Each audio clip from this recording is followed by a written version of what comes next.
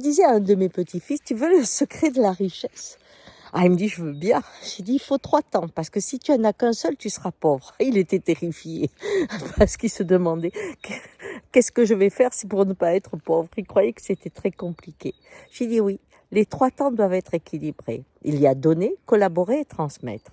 Donner, parce que ce que tu reçois n'a pas de prix. Quand l'amour t'est donné, tu peux pas décider de tomber amoureux, tu es en joie.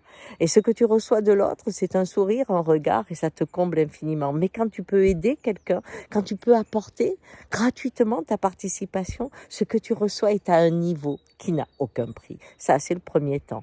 Je voyais que ça le faisait un peu souffler. Le second temps, je lui dis, c'est collaborer. Pourquoi? Parce que tu as des compétences, mais quand tu les unis à quelqu'un, eh bien, elles s'ouvrent, elles s'enrichissent. Et là, c'est incroyable. Peut-être que tu n'es pas payé pour partager un événement et tes compétences, mais elle s'améliore. Et de ce fait, ce regard croisé amène de la richesse dans ta pratique. Et puis enfin, transmettre.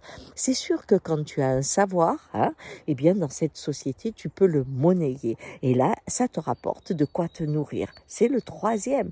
Si tu as un seul des deux, si tu ne penses qu'à t'enrichir avec ton savoir, ou si tu ne penses qu'à collaborer pour savoir encore t'enrichir, ou si tu ne penses qu'à donner, dans tous les cas, tu seras pauvre. C'est l'équilibre des trois qui fait qu'à un moment, quoi qu'il arrive, tu es toujours comblé.